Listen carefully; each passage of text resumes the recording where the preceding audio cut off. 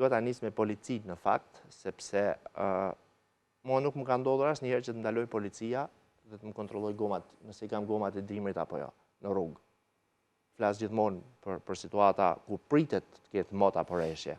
Dhe kodi rrugor, neni 6 i tij, rregullimi i qarkullimit jashtë qendrave të banuara, pika 4, që është enti pronar i rrugës, me urdhër mund të pika E të urdhroj kompletimin e mjeteve në pajisje antirreshitse ose goma speciale për lëvizje në borë dhe akull. Pra goma speciale janë gomat e dimrit në këtë rast, në borë dhe akull. Zoti Ziçishti, tani ju përfaqësoni këtu policinë rrugore dhe do doja në fakt të nisja me ju pikërisht për këtë.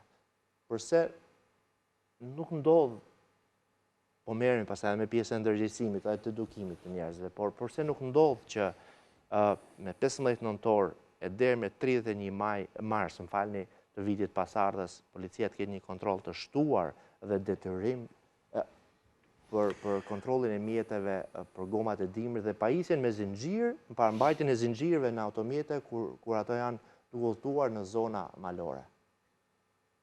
Unë ju falenderoj për pyetjen, sepse është një pyetje që ja vlen të përmendet dhe ke bërë domethënë tamam si me porosi, dhe unë duhet të them që policia e shtetit që në fillimin e vitit shkollor, pra ka marrë masat duke shkuar shkolla për shkollë dhe duke bërë një promocion pra të studentët, të nxënësit, të cilët janë edhe të papatentizuar, që të thonë prindërve që të përdorin mjetet antirreshitse kur shkojnë në turizmin malor. Edhe në kod dimri, edhe në rreshtet e borës, dhe në rreshtet e shiut, punojësit e policisë, siç ju i keni parë në rrugë, janë të kudëgjendur në çdo cep të Shqipërisë, që duke filluar që nga Vermoshi dhe deri në Konispol. Ato janë kudo në rrugë dhe përfaqësojnë drejtësisht detyrën që kryejnë, duke i ardhur në ndihmë qytetarëve.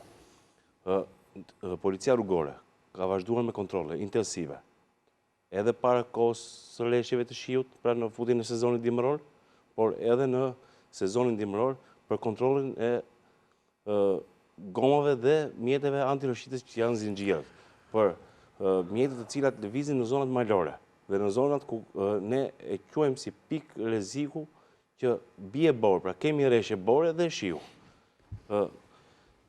Ne tashmë kemi të gjitha pajisjet që bëjmë kontrollin me anë të luleve, sepse edhe gomat kanë disa specifikime të cilat do përdoren. Kemi goma bore, kemi që përdoren për borë, që kanë, domethënë, lulet i kanë më të shpeshta dhe i kanë më të thella.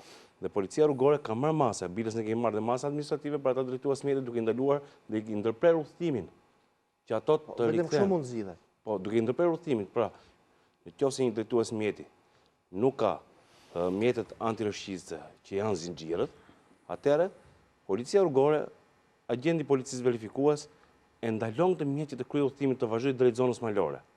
Pra, po të kapim rrugën e Kombit,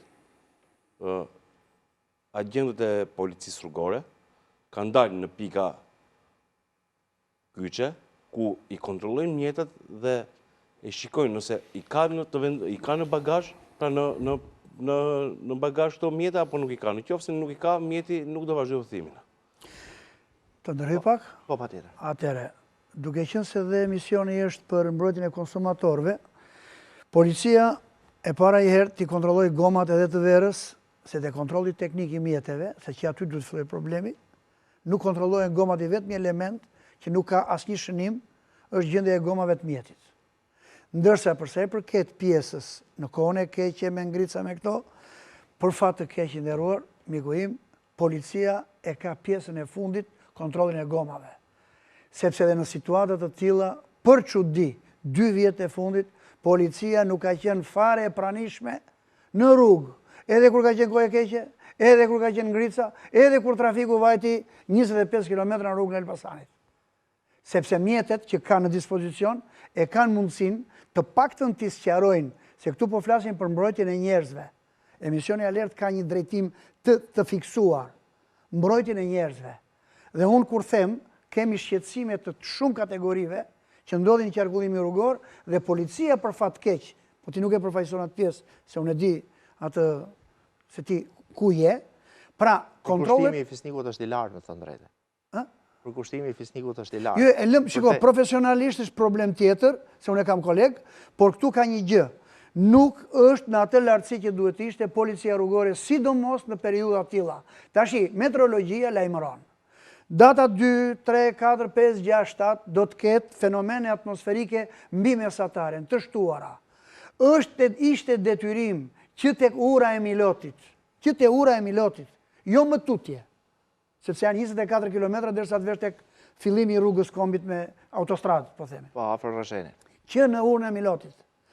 Mjetet, kontrol, bilet direkt, ashtu siç kontrollojnë nga herë, që kanë qef, patentat, dokumentat e tjera, çdo mjet, ktheu dhe pas një lloj, domethënë, asnjë lloj hezitimi e para dhe e dyta. Kontrolli nëpër rrugë. Tash tabela e rrugës së kombit është dhe unë e kam parë funksionale. Ju lutem, rregulloni shpejtësinë, ka fenomene atmosferike. Sepse janë edhe elektroniket edhe tabelat të qëndrueshme që pra për qëndrojnë gjithkohën. Bile, ajo rrugë, se ju e bëni më shpesh se sa mua, por unë kam provuar disa herë, ajo të gënjen, ti në Milot je me kohë të shkëlqyer dhe parit e tuneli ty të zë një borë që nuk na ka ndodhur 2-3 herë, jemi kthyer në rrugë.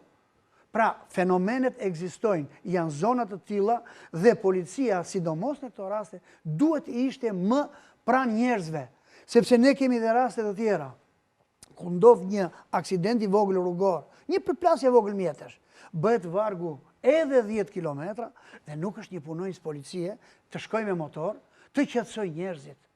Sepse ai shqetësim na kthehet pastaj në bumerang kur hapet rruga, që të bëhen në atë që lejohen 2 mjetë, na bëjnë 6 një herëshi. Dhe ti e di shumë mirë, siç e di unë. Ky është problemi, ky është shqetësimi.